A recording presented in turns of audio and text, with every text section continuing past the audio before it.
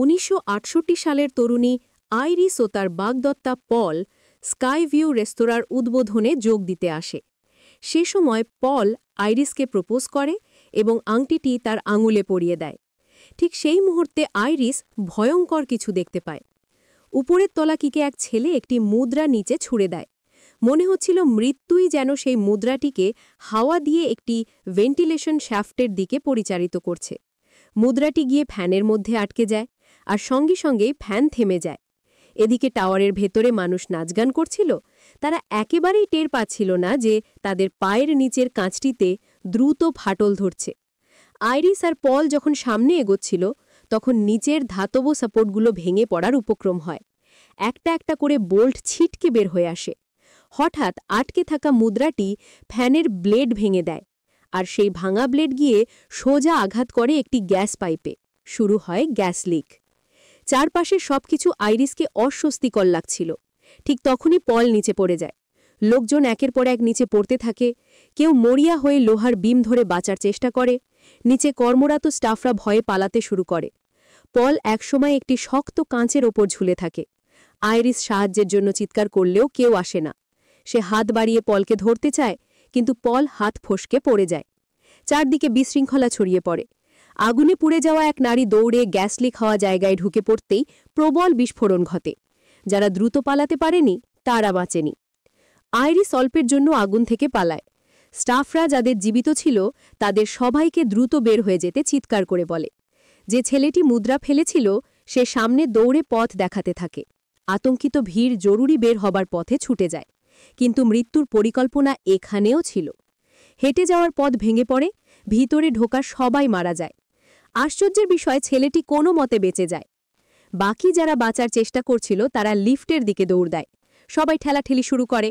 একজন বয়স্ক লোক আইরিসকে ধাক্কা দিয়ে সরিয়ে দেয়, কিন্তু লিফটের দরজায় আটকে যায়। অতিরিক্ত ভিড়ের কারণে লিফট বিকল হয়ে তাকে চেপে ফেলে। আইরিস অন্য পথ খুঁজতে থাকে। চাপ আর ভয়ে তার গর্ভাবস্থা প্রভাবিত হয়। সে লক্ষ্য করে জিনিসপত্র পাশের দিকে সরে যাচ্ছে, ছাদে ফাটল ধরছে। বিপদ টের পেয়ে সে দ্রুত উপরের দিকে ওঠে। অন্যরা ততটা ভাগ্যবান ছিল না। মেঝে ভেঙে দুভাগ হয়ে ঢালু হয়ে যায়। মানুষ গড়িয়ে নিচে শক্ত কাচের উপর পড়ে। এক নারী ভাবছিল সে বেঁচে গেছে, কিন্তু উপর থেকে একটি পিয়ানো দুলছিল। আবারও মৃত্যু মুদ্রা ফেলে পিয়ানোটি নিচে ফেলায় সেটি তার উপর ভেঙে পড়ে। সবাই পড়ে যায়। ছেলেটি পালিয়ে খুশিতে হাসছিল, ঠিক তখনই পিয়ানো গিয়ে তার উপর পড়ে। আইরিস পলের জন্য গভীরভাবে কাঁদছিল।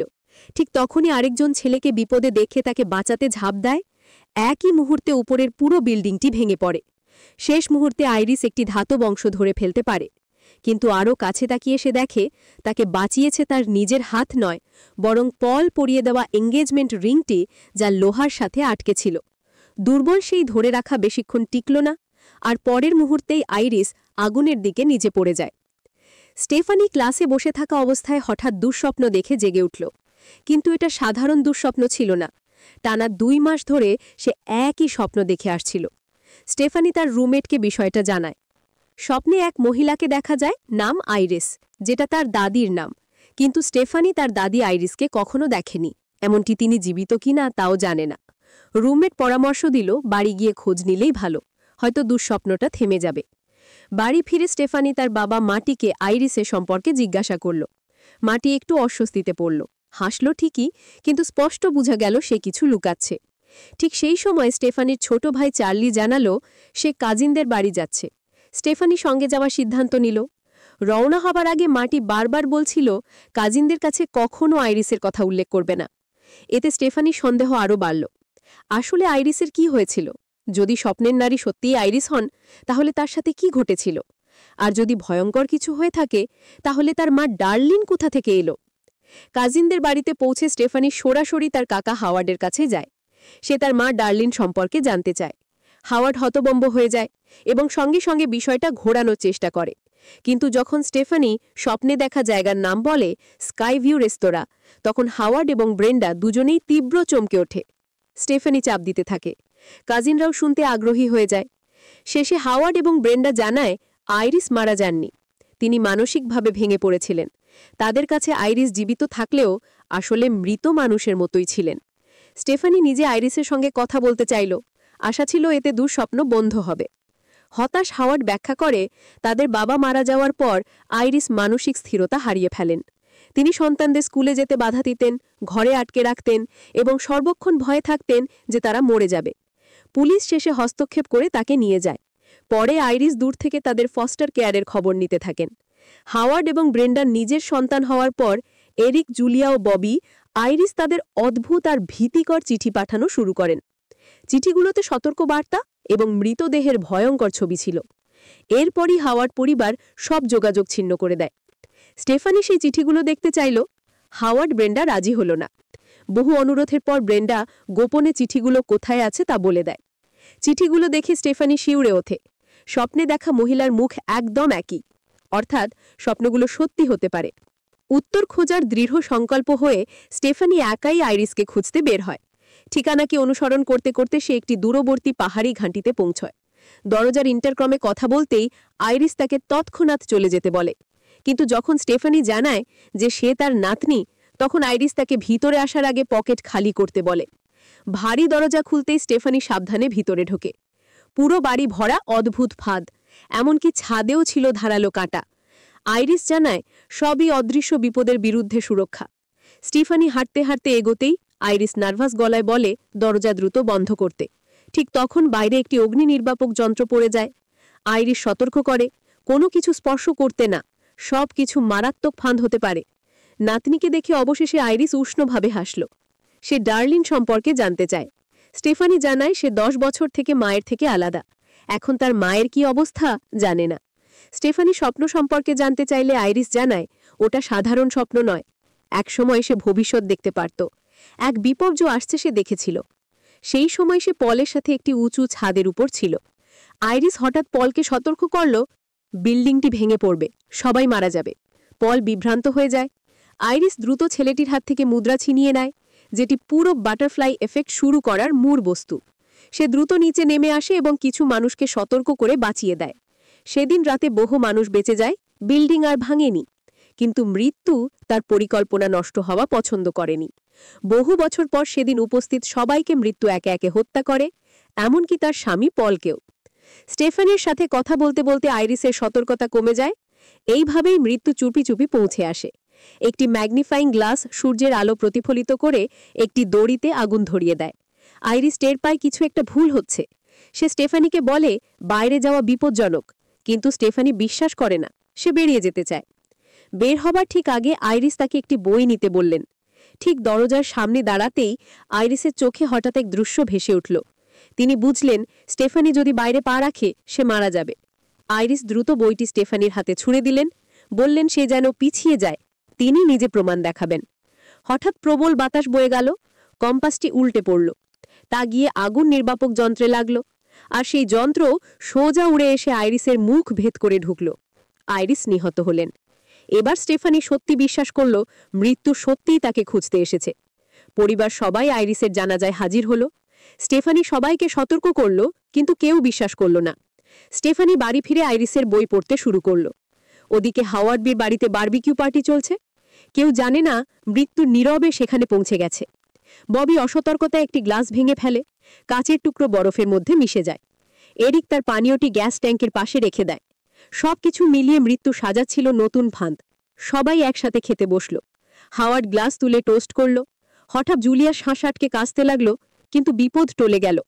স্টেফানি তখন আইরিসের বইয়ের সেই অধ্যায় পড়ছিল, মুদ্রা, ঘটনা আর বারবিকিউর দৃশ্য একসাথে। স্টেফানি বিপদের গন্ধ পেয়ে দৌড়ে হাওয়ার্ডদের বাড়িতে রওনা হল। হাওয়ার্ড ট্র্যাম্পোলিনে উঠল, এখনই তা ছিঁড়ে যাওয়ার উপক্রম। ঠিক তখন ডার্লিন নিচের লুকোনো র্যাকটি দেখে ফেলে এবং সরিয়ে নেয়। ভেবেছিল বিপদ টলে গেছে, কিন্তু ব্রেন্ডা ভুল করে পাশের একটি বোতল ধাক্কা দেয়। তা গিয়ে পড়ে এক মেশিনের সুইচে। নিচের পাইপগুলো কাঁপতে লাগলো, আর আগের সেই র্যাকটি আস্তে আস্তে লন মোয়ারের দিকে পিছলে নামে। হাওয়ার্ড স্টেফানিকে অভ্যর্থনা জানাতে এগিয়ে আসে। ঠিক তখনই ববির পা ট্র্যাম্পোলিনে আটকে যায়। জুলিয়া ফিরে তাকাতেই তার গ্লাস থেকে কাঁচের টুকরো পড়ে হাওয়ার্ডের পায়ে গেঁথে যায়। ব্যথায় ছিটকে পড়তেই র্যাকটি গিয়ে লন মোয়ারের উপর পড়ে। লন মোয়ার চালু হয়ে দৌড়ে গেল সোজা হাওয়ার্ডের দিকে, এবং মুহূর্তেই তার জীবন শেষ হয়। দ্বিতীয় জানাজায় পরিবার আবার জড়ো হল। স্টেফানি হিসাব করতে লাগলো কারা পরবর্তী। আইরিস ও পলের রক্তসূত্রে যারা আছে তাদের মৃত্যুকে এড়ানো অসম্ভব। হাওয়ার্ডের পর তার সন্তান এরিক, জুলিয়া, ববি, তারপর ডার্লিনের সন্তান স্টেফানি ও চার্লি। অর্থাৎ সবচেয়ে ঝুঁকিতে এখন এরিক। এরিক কাজে গেল, সেখানে একটি ফ্যান ও ঝুলন্ত চেন তার নাকের রিং আটকে ফেলে। হঠাৎ জীবাণুনাশকে আগুন লেগে যায়। এরিক মরিয়া হয়ে বাঁচার চেষ্টা করে এবং শেষ মুহূর্তে রিং ছিঁড়ে পালাতে সক্ষম হয়। দোকানটি বিস্ফোরিত হয়ে যায়। এরিক বেঁচে যাওয়াতে স্টেফানির বিশ্বাস আরও প্রবল হল। কিন্তু এরিক স্টেফানিকে বিশ্বাস করল না। স্টেফানি তাদের অনুসরণ করতে থাকল। জুলিয়া হেলমেট পরে দৌড়াচ্ছিল। পাশে একটি গার্বেজ ট্রাক। কেউ বুঝল না, হঠাৎ সে পিছলে ট্রাকের ভেতরে গিয়ে পড়ল। চালক কিছুই শুনতে পেল না। স্টেফানি দৌড়ে ট্রাকে লাফ দিয়ে উঠে জুলিয়ার হাত ধরল, কিন্তু ততক্ষণে খুব দেরি। ট্রাকের কম্প্যাক্টরে জুলিয়া পিষ্ট হয়ে মারা গেল। এবার পরিবার সত্যিই বিশ্বাস করল মৃত্যু তাদের খুঁজছে। ব্রেন্ডা জানালো এরিক আসলে হাওয়ার্ডের জৈব সন্তান নয়, তাই সে মৃত্যুর তালিকায় নেই। পরবর্তী ঝুঁকি ববি। স্টেফানি বইয়ের সূত্র ধরে উইলিয়াম নামের এক ব্যক্তিকে খুঁজে বের করল। উইলিয়াম বলল মৃত্যুকে হারানোর দুটি উপায়, এক, কাউকে হত্যা করা অথবা মারা গিয়ে পুনর্জীবিত হওয়া। পরিবার সিদ্ধান্ত নিল ববিকে মরে ফিরে আসতে সাহায্য করবে। তার চীনা বাদামে অ্যালার্জি আছে। তারা ভেন্ডিং মেশিন থেকে পিনাট কিনতে গিয়ে বিপদে পড়ল। এরিক রাগে কাঁচ ভেঙে মেশিন নাড়াচাড়া করল। ঠিক পরের রুমে ঢুকতেই এমআরআই মেশিন চালু হয়ে গেল। এরিকের পিয়ার্সিংগুলো ও হুইলচেয়ার মেশিনে আটকে গেল। ববি তখন অ্যালার্জিতে ভুগছে। ঠিক তখন এক ডাক্তার দরজা খুলল, আর সেই মুহূর্তে ভেন্ডিং মেশিনের একটি খুলে যাওয়া স্প্রিং সোজা উড়ে এসে ববির মাথা ভেদ করে দিল। সব শেষ। স্টেফানি, ডার্লিন ও চার্লি এখন বুঝল মৃত্যুর বিরুদ্ধে আর লড়া যাবে না। তারা আইরিসের শেষ পরিকল্পনা অনুসরণ করার সিদ্ধান্ত নিল। তারা আইরিসের কেবিনে পৌঁছল। স্টেফানি গাড়ি সোজা ভেতরে ঢুকিয়ে দিল। মাঝপথে গাড়ি উল্টে গেল। এখন মৃত্যু টার্গেট করল ডার্লিনকে। ডার্লিন কেবিনের দরজায় পৌঁছাতেই এক প্রচণ্ড বিস্ফোরণে গাড়ি উড়ে গেল। স্টেফানি ছিটকে জলে পড়ল। চার্লি কাঠের তক্তায় চাপা পড়ল। ডার্লিন হামাগুড়ি দিয়ে তাকে মুক্ত করল, কিন্তু মুহূর্তেই ওপর থেকে একটি লাইট পোল পড়ে তাকে চাপা দিল। ডার্লিন মারা গেলেন। চার্লি স্টেফানিকে টেনে তুলল। সে ছিল অজ্ঞান। ভাগ্যক্রমে তাকে ফিরিয়ে আনতে পারল। তারা দুজনেই হাসল, হয়তো এটাই মরে ফিরে আসা। কিন্তু ডার্লিন মারা গেছে এটা শুনে স্টেফানি ভেঙে পড়ল।